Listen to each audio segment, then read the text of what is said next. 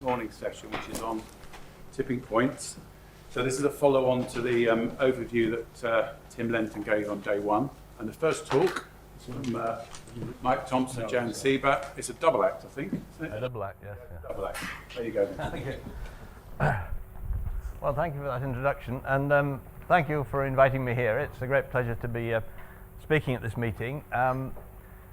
I'm not really a statistician myself, and so I'm giving the first half of the lecture, and then my colleague Jan Sieber, who's much more into the mathematical side of things, is going to give the second half. So it's, as it's been mentioned, it's a two-act event. Climate tipping points, we'd like to regard them as a noisy bifurcation, or at least we'd like to think that there was a bifurcation somewhere in the background, and so I'm going to speak along those lines.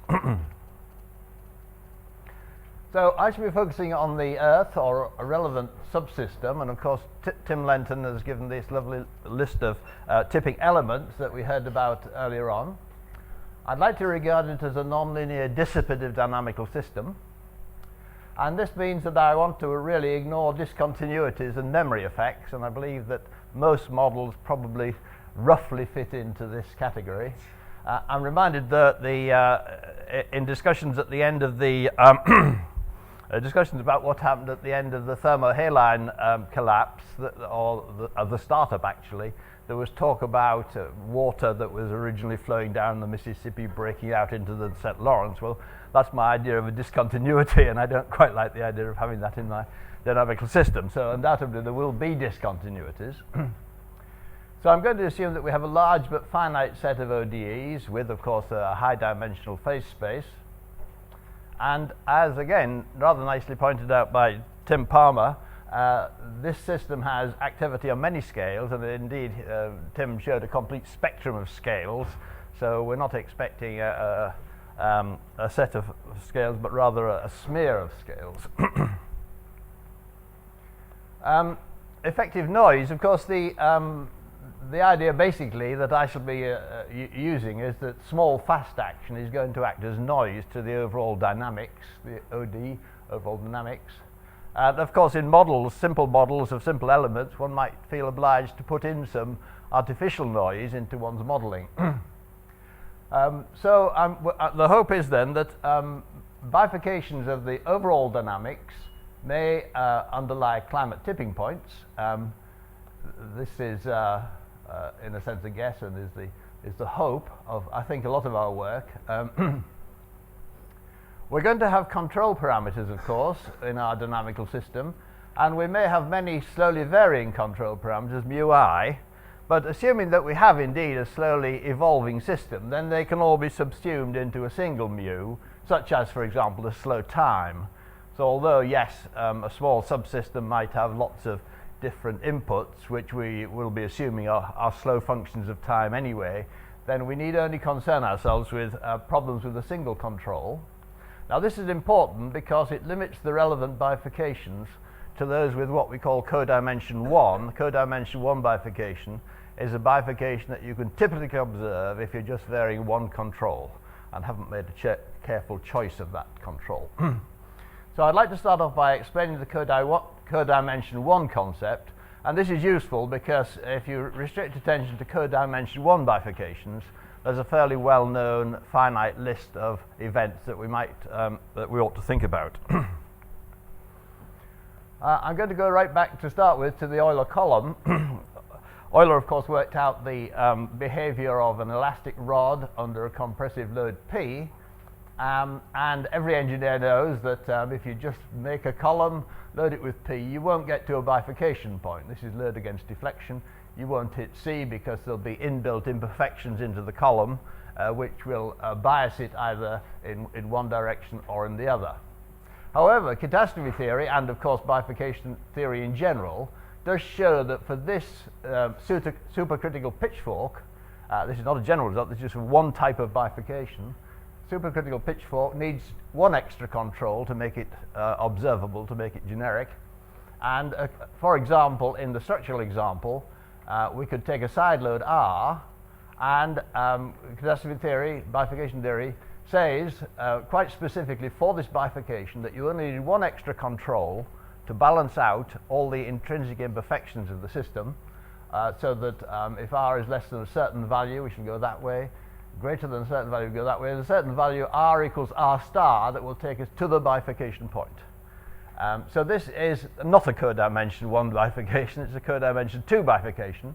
It needs 2 controls to be observed, and therefore we shall ignore it. We would argue that we're not going to have that degree of control in the Earth system, either in a model or in the real Earth. And therefore I'm going to concentrate on codimension 1 events, which can be observed under 1 typical control. So a climate tip from a slowly evolving situation must be a codimension 1 event. Now, codimension 1 events do limit the field quite a bit. We should be listing 18.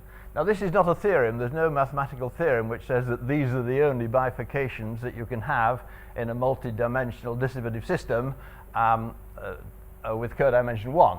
However, we've all been looking for extra ones for a long time now, and this list has remained pretty constant. So there is a well-defined list of about 18 bifurcations that are established as codimension 1.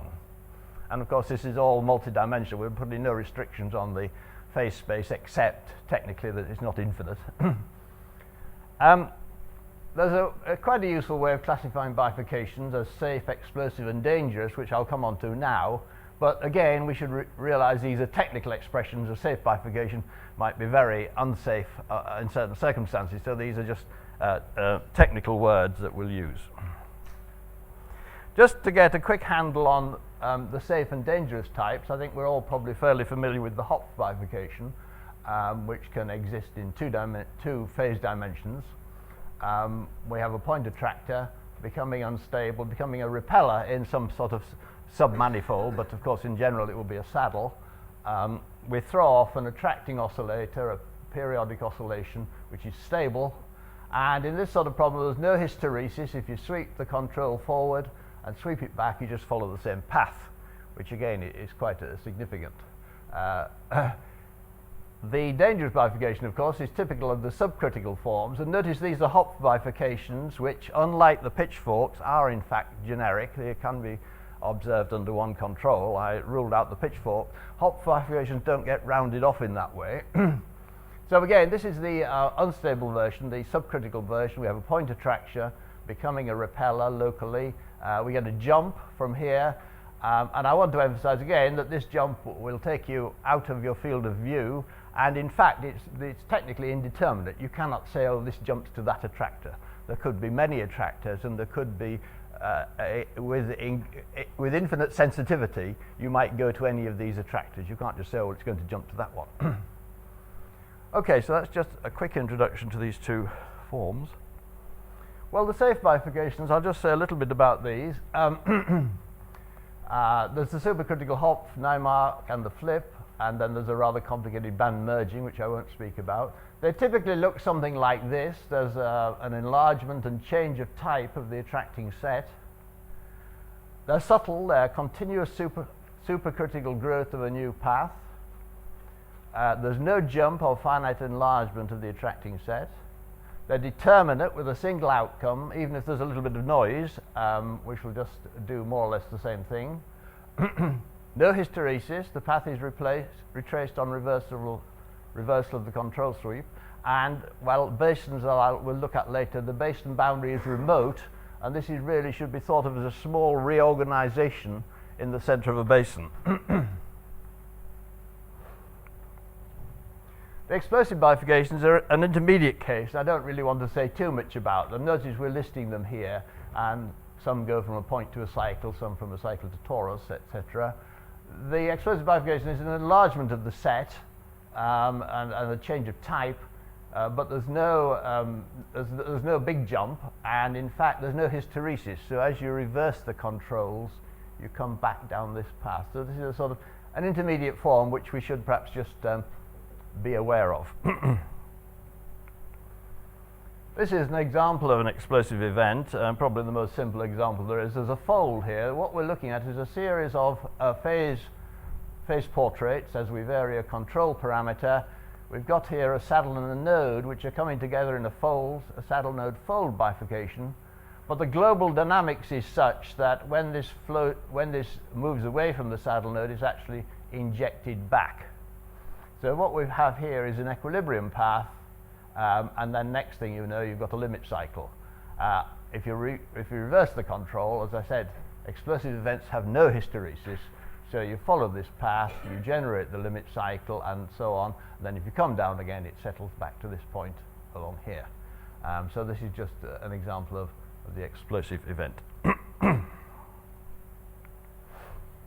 The dangerous ones are then. Sorry, could you just stand for Oh yeah. Sorry, I'm blocking your view. Yeah. Thanks for. I do welcome interruptions.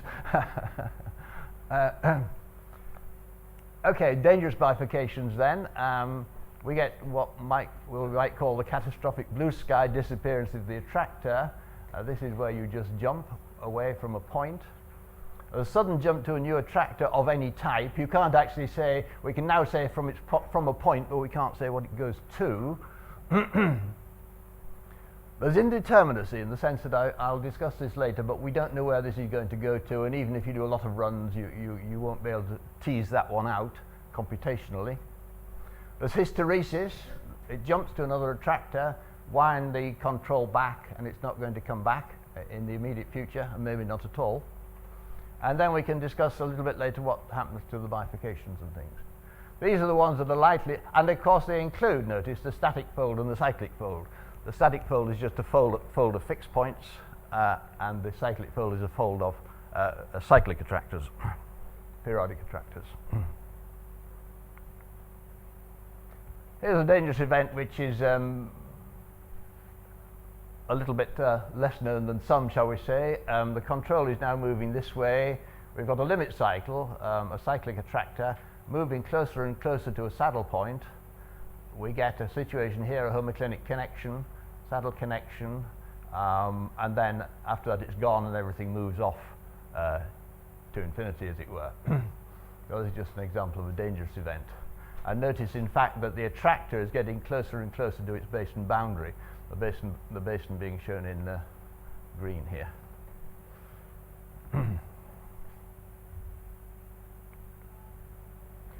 It's interesting to keep an eye on what's happening to the bifurcation, the basin boundaries, and in the first two events, the safe bifurcations and the explosive bifurcations, the basin boundary is remote. We've simply got a slight reorganization of the attractors in the center, but the basin boundaries are remote and take no part in the event. Similarly for the explosive bifurcations, we've got a local feature here, and the basin boundary, the boundary of the basin of attraction of these attractors is remote and takes no part in the event. The dangerous bifurcations, on the other hand, and there's two sort of rough types here. There's the one where you have a path becoming unstable, and then we have the folds where the path folds back on itself. Here the basin is shrinking around you. The basin boundary is governed by this unstable solution here, and as you're coming along the path, the basin is getting smaller and smaller. So here, of course, there's a big problem of being knocked out of this by some noise, and this is the sort of thing that Jan will be speaking about in the second half of the lecture. So the basin here is shrinking around you.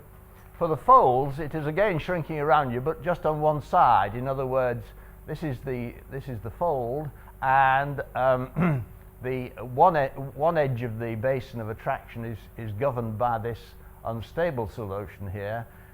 Meanwhile, there's another boundary, let's say remote, over here in this schematic diagram. So again, you're getting closer and closer, and this is the classic case of a sort of a little potential, an effective potential well, getting in closer and closer to its hilltop. And again, a jump.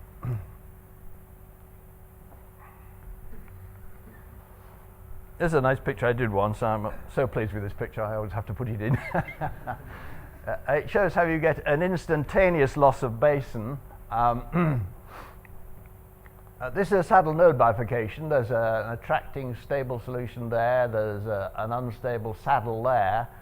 It doesn't really matter to us what the dynamical system is, but this is a two-dimensional phase space, obviously. The saddle and the node are coming together. They collide at the saddle node fold, and then everything flows out to infinity. And the interesting thing is that there is a finite basin of attraction at the instant of the collision. Although in fact, of course, the stable solution is getting close to the edge of it, there is an instantaneous loss of a finite basin. Instantaneous if you're prepared to run your time forever in your simulations, which is a rather important proviso. Okay, so as I mentioned, we can list the codimension 1 bifurcations, and here they are. There are the supercritical ones, the safe bifurcations up here, the explosive ones here, and the dangerous ones here. And of course, when we're looking at trying to predict a climate tipping point in the manner that Tim Lenton described, and Jan will be describing later in this hour, we'd like to think that the local decay rate of transients is tending to 0. And I've just checked with the red circle those which, yes, are well known to have the local decay rate tending to 0. There are some more elaborate ones where one would need to perhaps discuss it more carefully, particularly involving chaotic solutions. This is from chaos, for example, so you'd have to generalize your definitions quite a little bit. I think actually if you suitably generalized your concept of the local decay rate tending to 0, then you probably get a red dot on every one, but you certainly get a red dot on most of them. They'd need much more careful discussion than I'm going into at the moment. So this looks very promising to look for the local decay rate. The decay rates are in 2 forms, and it might just be worth looking at these parameters here. These are the precursors of the dangerous bifurcations, some of them. If we've got a flow like this is the static fold, and this of course is the normal form of the static fold, then the transients will vary as e to the minus kappa t, where kappa is the local decay rate, and that's actually the negative of the flow eigenvalue. If we're dealing with a map, and of course in work on geological data we're usually dealing with mappings because we've got finite discrete points, steps in time, and of course the cyclic fold can be looked upon as a map if we use a Poincaré section. So if we have, let's say, a map like this, which is the normal form of the cyclic fold, the transients vary as c to the i, where I is the number of iterates, and this would be the mapping eigenvalue c, which tends to 1 at an instability. So we should either have kappa tending to 0 or c tending to 1, which is going to be the case in some of our studies. This is my last slide, so I'm doing quite well for time. I have plenty of time for questions. I just wanted to emphasize that you can't be sure where these things are going to jump to, and this is for a very simple problem. Imagine a 2-dimensional phase space in which we have a collision between 2 cycles. This would be what I would call a cyclic fold. So we have a stable cycle there, which is going to collide with an unstable cycle at this cyclic fold. And let's assume that there are quite a lot of different attractors out here. I've labeled them A1, A2, A3, A4. There might be others. And of course, they may not be point attractors. They may be cyclic attractors, chaotic attractors, etc. But they'll have basin boundaries and basins. And these basins can accumulate, if we run time backwards, accumulate onto this unstable cycle. So you can see that even in a very simple problem like this, in which you've just got a saddle node collision of 2 cycles, a stable cycle and an unstable cycle, because these things are all nested down, you can't say which one it's going to go to. With infinite sensitivity, as you did a simulation of this, you could go to any of these attractors. So with the dangerous bifurcations, you can't really be sure where they go to, and even if you run a simulation, another simulation might go somewhere else. And this is a relatively simple case. Yes, sorry. You could say with some well-defined probability that they go to the different... You could probably say with some well-defined probability, yes. It might be just tricky to get a handle on that well-defined probability. Yes, you can. And actually, this is the easy case because this is what we would call a smooth accumulation These basins are accumulating smoothly onto here. There are problems involving a chaotic attractor where the accumulation is fractal. So things then get worse and you have fractal basins all accumulating onto some attractor. And yes, again, you can get some probability handle on where it goes, but it becomes, again, one step more complex. Okay, so I'll just give a little introduction then to some bifurcation concepts, which obviously should be in the back of our minds when we're thinking about climate change, where it's pretty good to assume we can concentrate on codimension 1 events in distributive systems. I've discussed the 3 forms, safe, exclusive, and dangerous. The dangerous ones being what we tend to think of as a climate tipping point, and that it's not going to come back. I've spoken about hysteresis, space and boundary structure, and the slowing of transients. If you want to download any of this work that I've put up here, you should go to Jan Sieber's homepage, which could be easily obtained by a Google search, and you can download any of these. Jan is going to take over now, but if there are any questions at this stage, I could deal with them. And Jan is also going to say something. We are trying to put together an issue of Phil Trans, and this is a typical one. This is one that Tim Palmer organised, just to show you what they're like and what the sort of contributions might be like in extent and format, etc. So I can perhaps leave that around, but Jan is going to say something about that anyway. Okay, Thank you. Take questions, please. Give your name and Irene Morris from Oxford. I have a question about the pitchfork bifurcation. Yes? Why you say it's codimension 2, because in the Lorentz equations, it arises when you just vary R. So I would view it as a codimension 1 bifurcation that goes from 1 equilibrium state to 2 equilibrium states. And it's important in the double well potential, which is... Yeah, now these are problems with symmetry. If you've got a problem with some intrinsic symmetry, then the pitchfork becomes codimension 1. But they're rather limited sort of small mechanical systems, for example. Yes, you can get pitchforks typically if there is some imposed symmetry. I think that's the answer.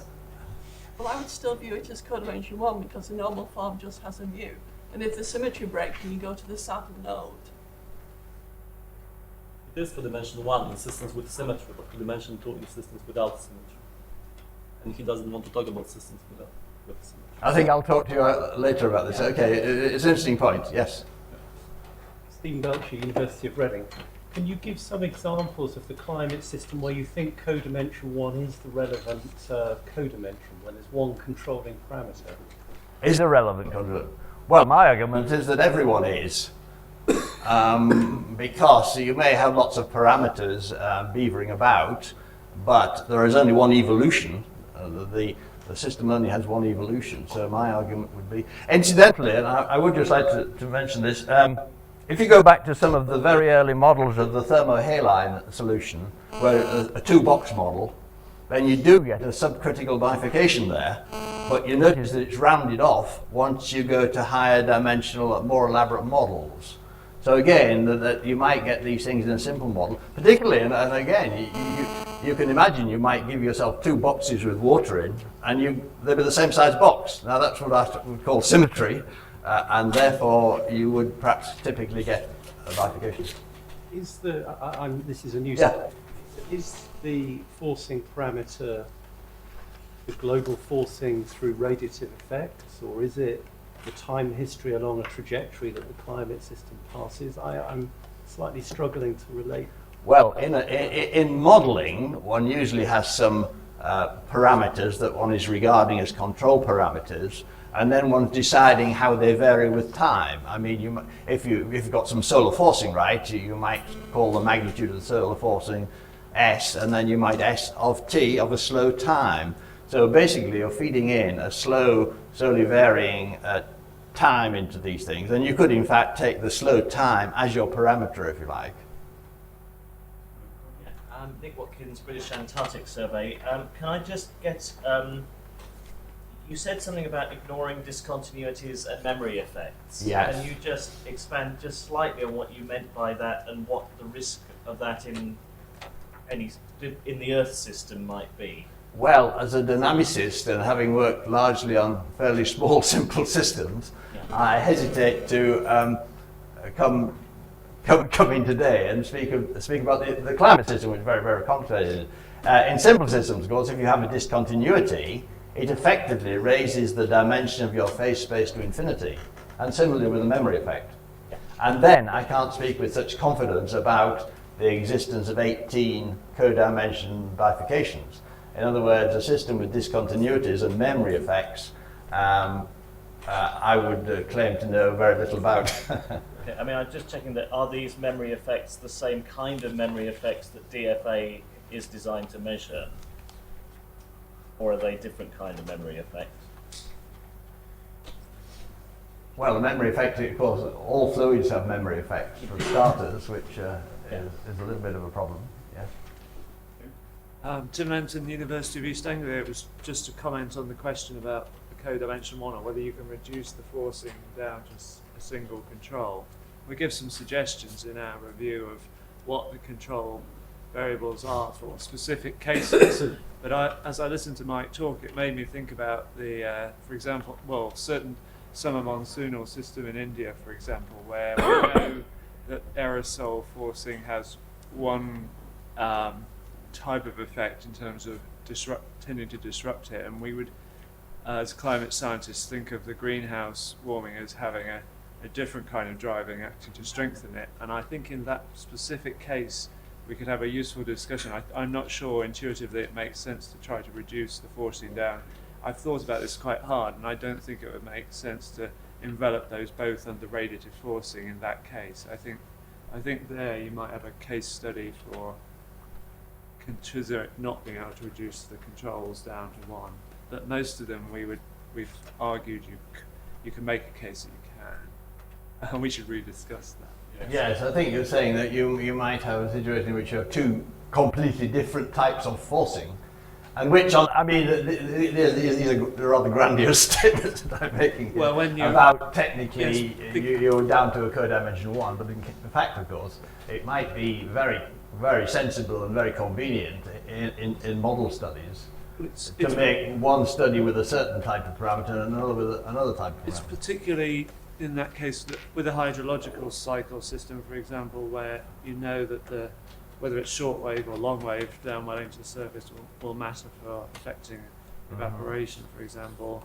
Whereas you think of the greenhouse and long wave forcing, and then altering temperature, the fact that the northern land warms faster than at the moment than the ocean to the south is exerting a different kind of control, and that's what, in that specific case, I'm sort of saying that you get specific reasons why you might not want to. One final point. I think there is a difference between the dimension of the parameter space and the codimension of a bifurcation. If you have codimension 2 bifurcation, just a point in 2D, it's a curve. Codimension 2 bifurcation is a curve in 3D. It still makes it extremely difficult to find if you adjust your parameters. You can have very high dimensional parameter space, but what you would typically see when you vary even all of these parameters would be codimension 1 bifurcations. To find codimension 2 bifurcations, it's not easy. You really have to try very, very hard. Yes, I was going to say this, that the concept really of a co-dimension 2 bifurcation is that to get there, you would have to tweak very carefully in the plane of control parameters to hit that point. Now, what you're saying is slightly different, I think. No, really. I was really, but relevant, of course. I was really addressing the question of whether you can boil down all the ways in which humans are affecting the climate system into a single control. No, which is a different question to given any evolution that you put on a computer model, or indeed any evolution on the Earth, on the real climate, you won't typically hit a co-dimension 2 event. Right. I mean, I think this is an interesting discussion. It sounds like something Yes. you might spin out. So thank you very much. Thank you.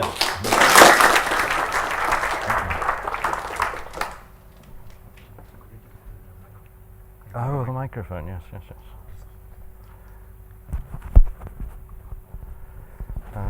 Can you? There we go. Thanks. Yep. Okay.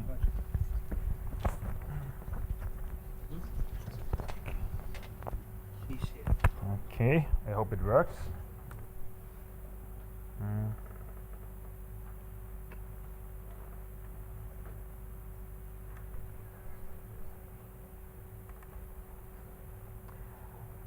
So before I continue, small commercial. So about that, so Michael and I were broadcasting an email to the speakers of the workshop about floating the idea of setting up this theme issue of field trans. And so until now we got about, I think, 7 positive responses with various strings attached. So the main, the main concerns that showed up was, first of all, what about the deadline? Well, the deadline is self-imposed. So we can negotiate that. So that's shouldn't be too much of a problem. If you want to contribute, but you say you can't make it until some date in November, then just tell us. The other concern was that, okay, so there was a fairly recent special issue about, very similar in title. So what I found is that we got enthusiastic yes responses from those colleagues who had not contributed here. So that means there may not be too much overlap anyway. So it would be perfectly acceptable probably to set up another theme issue. And the other one is, of course, then, all of what I've been talking about has been published already in other papers. And again, so you can either publish something that is related or contribute something that is related, or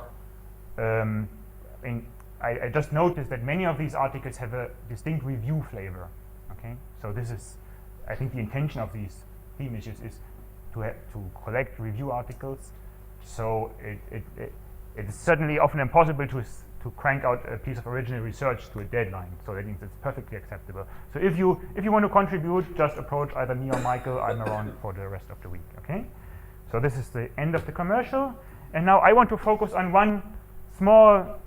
So maybe a small remark about this. So codimension doesn't mean how many parameters there are in the system. It's just a measure of how unlucky you are, how much of a coincidence it is to observe this thing. Okay, that's what it means. So, and that means the codimension 1 means these are the most typical cases of structural instability, which is something that Jean-Thierry Rogier had mentioned. And so in a sense, yeah, this is the rough idea that what people typically have is, well, typically my system is structurally stable, but if I'm, moderately unlucky, I will observe one of these cases. Well, unfortunately, it turns out that this is not strictly speaking true. The set of structurally unstable systems in your space of, this is the space of all dynamic systems, and the subset of structurally unstable system is generic. Okay, so it's a countable intersection of open and dense sets, strictly speaking. That means you can have infinitely many bifurcations, varying parameter a tiny little bit. Okay, but still, so the general intuition that Michael gave is like, well, you just occasionally encounter a codimension 1 bifurcation. That's the idea. So now what I want to focus on is, okay, so now what happens, so I just focus on one particular bifurcation. What happens if you have noise? Then what you would expect is that this noise either kicks you out early, so you tip early, or maybe delayed. And then this can be quantified, this effect. How much earlier do you get kicked out of the basin of attraction or whatever it is? And that depends, that's the good news, this depends only on the type of bifurcation and not on the particular big system. So there may be many more climate models than there may be bifurcations, even though the list looks long. So that can be studied in small systems, and then this, so the analysis here could complement, say, simulations on large-scale models. So what do I mean? So this is I studied the simplest possible case, and this is the one case that has also been discussed in climate models. So this is the case of what is called a fold bifurcation. So it looks like this. So you have a potential well, and you have a particle in there, and that particle. Okay, so I didn't draw it as a ball because that's misleading. So there's strong damping. It's over damped, so it just slips down. And so what happens is then you are close to this well disappearing. Okay, so it means you have this parameter A, and that parameter A controls how far your safe equilibrium is away from that unstable bit which would eat up your equilibrium, and also it tells you how deep the potential well barrier is. Okay, and so this is a universal feature. No matter which model you have, all your parameters enter through a single in control A, and it always looks like this, that the distance is of the order square root of A, and the barrier height is of that order power of A. In that sense, this is fairly universal picture. And I think for some of the ocean models, this thermohaline circulation, so the meaning of that potential energy is actually fairly well specified. It's the deviation of the water density from the overall average. That's a measure of the potential energy in that system, if you think in a very low dimensional sense. So that's okay. So the differential equation would be something very simple. So just a quadratic equation, no linear term. And then okay. So what happens if we add noise? And then what you typically get is a picture like this. This is just for illustration. I just run many realizations, and you see. So after some transient, which depends on your initial distribution, you get a steady stream of escaping particles. And so I just fixed the well depth here. So A is fixed, like this. And so what happens is, so if you run this for a long time, so you get a steady stream, and what settles to a constant is not the number of realizations that escapes per unit time, but just rather the fraction of escapes per unit time compared to the overall number of particles you have in the well. Okay, so I mean, the stationary density of this random process would be everybody's escaped. But what approaches the constant, if you run it long in time, is the escape rate. That means the fraction of particles that escapes per unit time. Okay, so then that's a constant, and that can be easily calculated, and it has been calculated by physicists a long time ago. There are two different cases. One case is, so that's the important case in chemistry, I think, when the barrier of your well is much higher than the noise, then there has been a formula has been worked out by Kramers, a formula for an escape rate. And so the only thing that it's a complicated formula, but what you should notice, so it only depends on the ratio between your parameter A and the variance, so the noise amplitude, to some power. And it's exponentially small. So that means if this number is, well, bigger than 1, then it's this escape rate. They are really rare events, these escapes. And this formula, of course, is wrong if A approaches 0, because then that would mean that the escape rate would approach 0, and this is, of course, not true. Okay, so this is really, under the assumption, this is a very useful formula, because you couldn't simulate that, because you would just wait for very rare events. Okay? Now, the other case would be if the parameter A is of the same order as your noise amplitude, or even smaller. Well, in that case, you don't have a ready-made formula, but you can easily work out. So this is a one-dimensional problem, a stationary problem, so you can just work out the formula for the probability density using a Fokker-Planck equation. And it gives you a curve like this. So this formula applies in the x-axis somewhere down here. So the x-axis is just this ratio. And then if your well gets, so the barrier gets smaller and smaller, the escape rate goes up. Okay, so this is numerically computed but very reliable. So you don't need to run simulations to get that curve. So this is for a fixed well. So now what happens if the well gradually shrinks?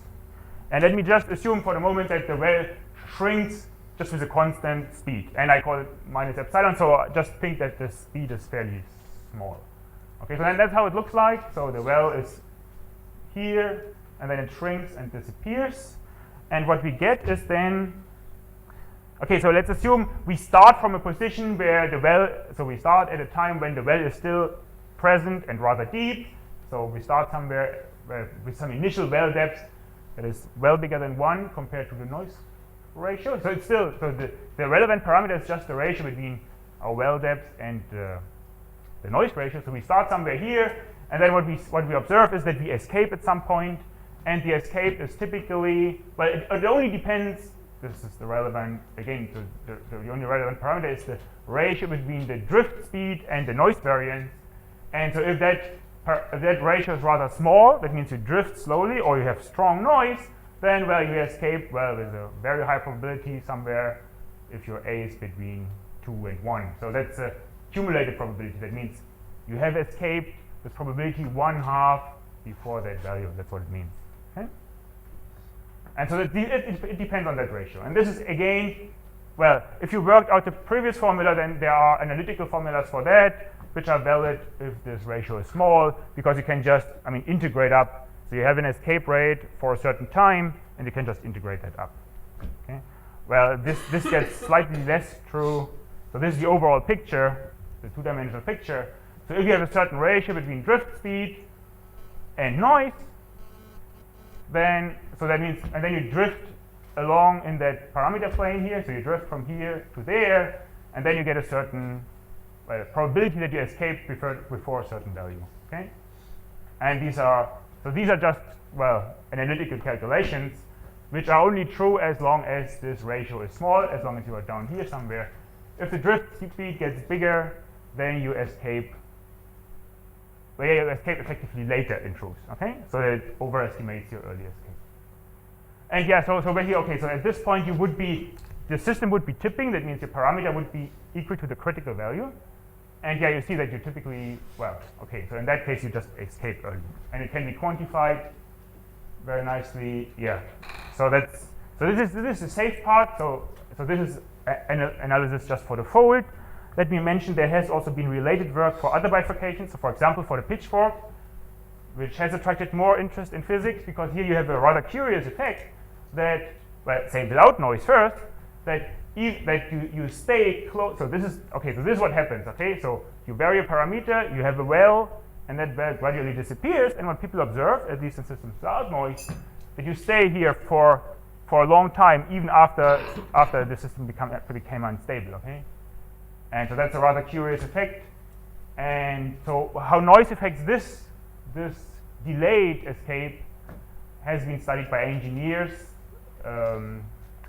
where they have tiny beams where this type of well occurs. The mathematical theory is done by Berglund and Gens, and so accurate numerical simulations for that have been done by Kuske.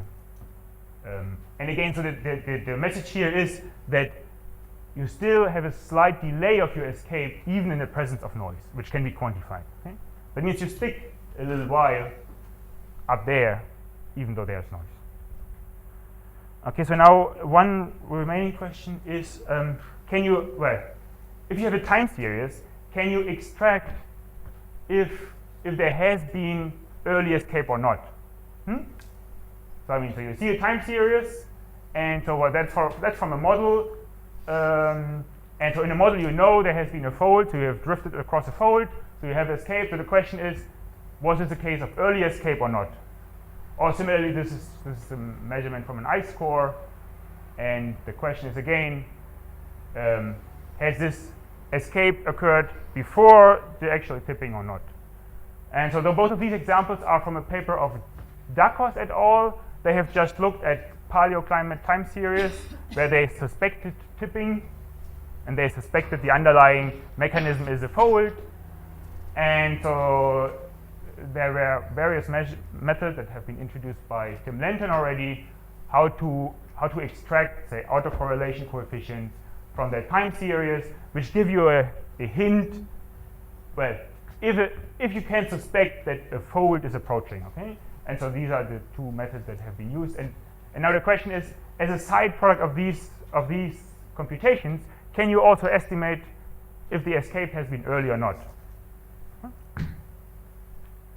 Yes. Also, just as this is a quick repetition, so this is how the approximation of the autocorrelation coefficient works. So what you do is so this is your well, and you zoom in locally, so you think you are close to the valley of your potential, the well of the potential, and that means it's approximately linear, and so that means your time series is just a linear process with a coefficient C plus noise, which you hope is Gaussian and independently distributed. And now, so okay, so what happens is, if that C approaches 1, you approach instability, that means the valley gets flat. And if C is less than 1, you are still stable. And so if you take a time series like this, what happens is, so what you do is, so you detrend, means you just subtract some long-term average, and you get a approximately stationary time series, and then you fit. Okay, just taking a window, for example, like that. This is, I followed the procedure that was in the original paper, and that means what you get is an estimate for your parameter C, and you see that it gradually increases. And so in this picture, c equal 1 would be here, the instability.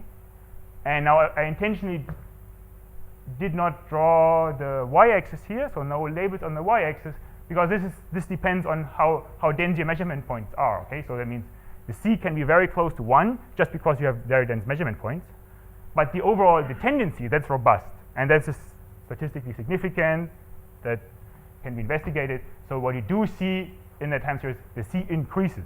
Okay, so you can't tell if it's in absolute terms very close to 1 or not, because you don't know the density of the time measurement. Okay, so as I said, so this is the method introduced by Held and Kleinen and also applied in this paper. So now the question is, so you get this picture, so now how can you tell if this was a case of early escape or not? And so then the question is, can you extract the quantities that are necessary for your normal form from these estimates? So you have estimated the c and the sigma, and that means the linear decay rate, which was the important quantity that Michael mentioned, is then obviously related via this time step, which you don't know. So the only missing bit that you have is, so the normal form parameter can be easily estimated from the decay rate, but the only missing bit is an overall sense of scale. Okay, and that can be estimated, well, for example, by looking at the overall slope of the trend of x versus the average slope of your drifting parameter. So, and what you need is an overall sense of the magnitude of that parameter. Okay, and the two different examples that I showed you for the time series, this factor differs by a factor of 1,000, which then tells you in one case you do have early escape and in the other you don't. So let me just show the picture. This is the picture. Okay, so this is for this model time series, and so what the overall sense of scale tells you that here the drift is rather rapid compared to the noise. So this, I mean, it does look like low noise here, the visual impact, and that means that early escape does not play a role in that case, which is, so this is, so you see, so this was just the estimated autocorrelation. That is then the estimated normal form parameter, and you see that would drift.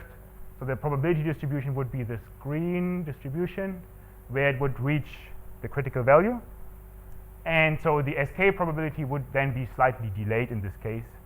It can't be strongly delayed, because once the well has disappeared, you do escape. Okay, but so definitely no early escape.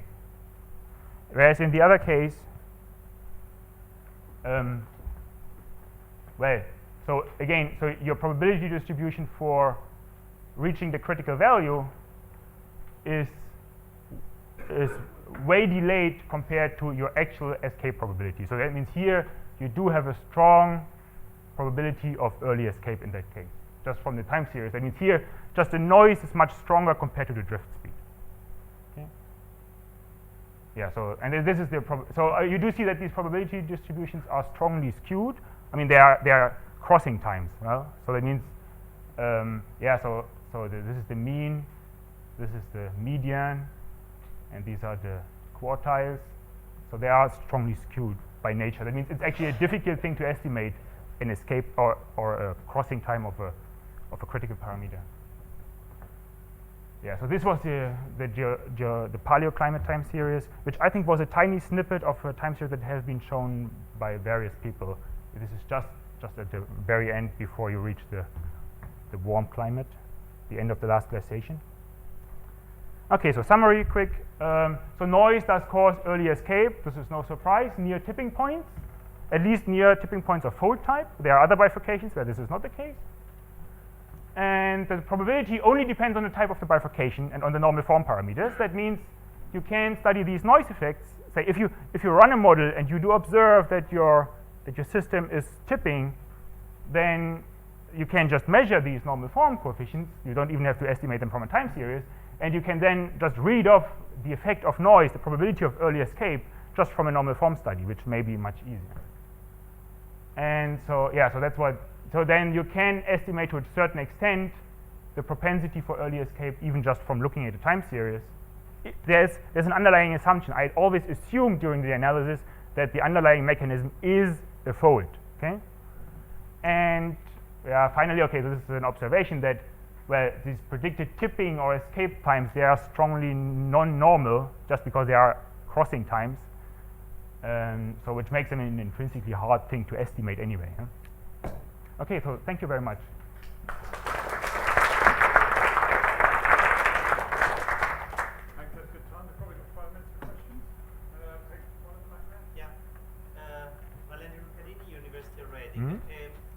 This is my question. So basically, you show that you can somehow predict the probability of an early escape well before the bifurcation. But for my understanding, you can do this rigorously as you did if you are already somehow near, in a general sense, to the tipping point, because then you obey universal laws. Found out phase transition laws. So the point is that your predictive power depends on how close you are already to the universal behavior, which you do not know in advance for a real system. So I'm a little confused. Say if you combine it with a model study, then you have a certain confidence about how close you are, because you can actually then truly measure. Then you just measure the A in a sense. But if you have the model, you know also where. If you don't have a model, well, I mean, still, look. Say the normal form studies can be easily done with larger ensembles. So that means these are just uniform. I mean, they're just a table where you can read off the probability. Okay. Whereas for a complicated model, it may be more expensive to run huge ensembles. So this is, you're right. You could, in principle, with a full model, you can easily get the same estimates like this in a much more expensive way. That's true. Looking at that picture that you have up at the top, there's another celebrated picture of a hockey stick with the temperature. Have you thought about applying your method to that to see if it's just an escape or? Well, no, I haven't. Oh, no. I mean, I have to admit, at the moment, I've only applied it to a subset of the time series that were investigated by Dacos.